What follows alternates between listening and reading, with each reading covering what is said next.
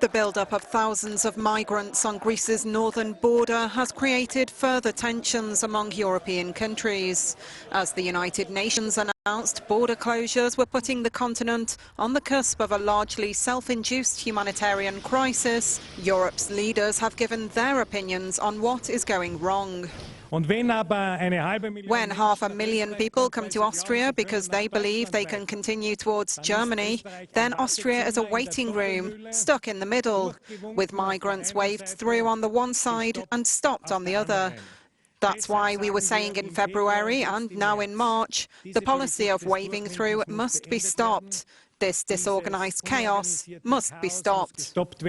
Last month, Austria limited the number of migrants it lets through daily to 3,200.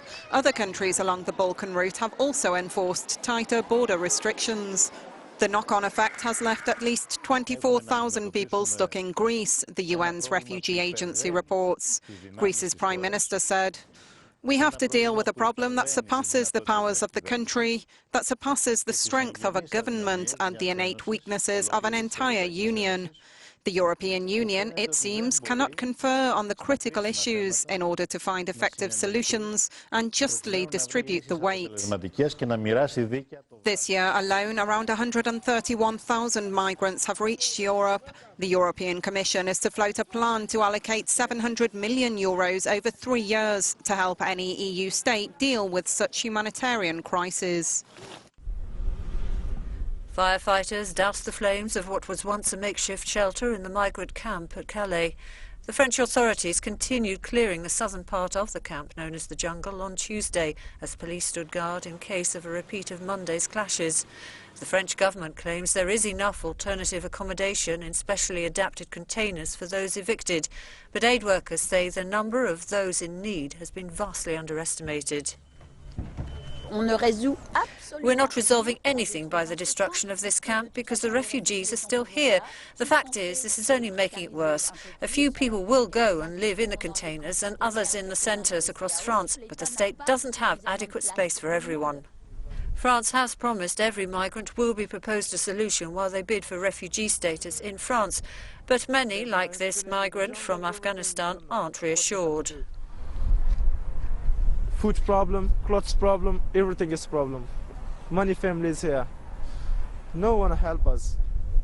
We are here. We can't do nothing.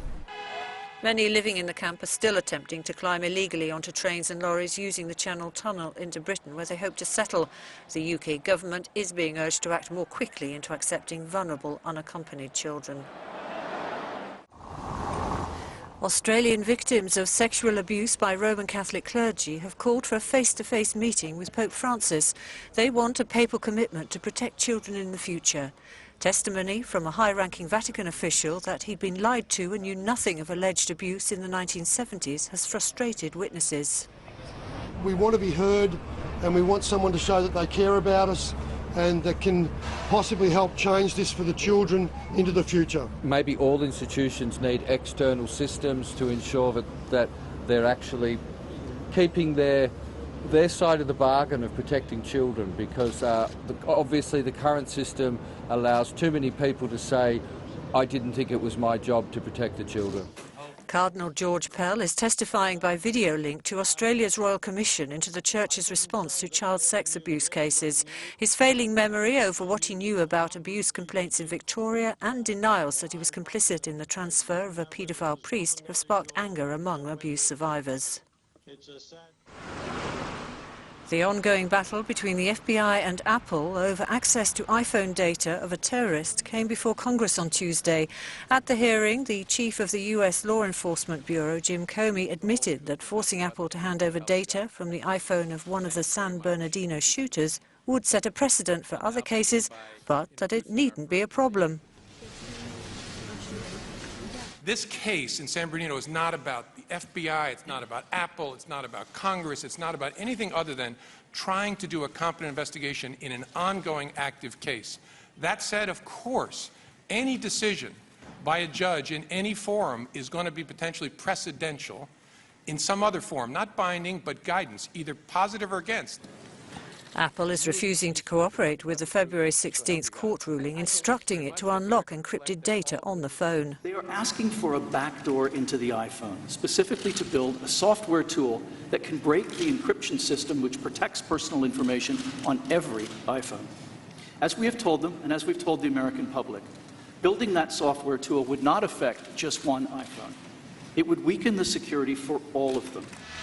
The FBI wants to read the data on the phone of Rizwan Farouk, who died in a shootout with police last December after killing 14 people. Officers are investigating possible links Farouk may have had with militant groups. An American astronaut and a Russian cosmonaut have returned to Earth after an unprecedented period of almost a year in space for NASA. The time spent by Scott Kelly and Mikhail Kornienko on the International Space Station was intended to pave the way for human travel to Mars. A Soyuz capsule carrying the pair and a second Russian cosmonaut made a parachute landing in Kazakhstan 3.5 hours after they left the ISS. Kelly's 340-day stint is the longest US space mission on record. He and Kornienko have been the subjects of dozens of medical experiments and science studies trying to learn more about the effects of space and weightlessness on the human body. The third man, cosmonaut Sergei Volkov, has been in space for nearly 6 months. Before landing, Kelly said one of the hardest aspects of being in space was the physical isolation. It's hoped plans can be developed for eventual human missions to Mars lasting at least 2 years.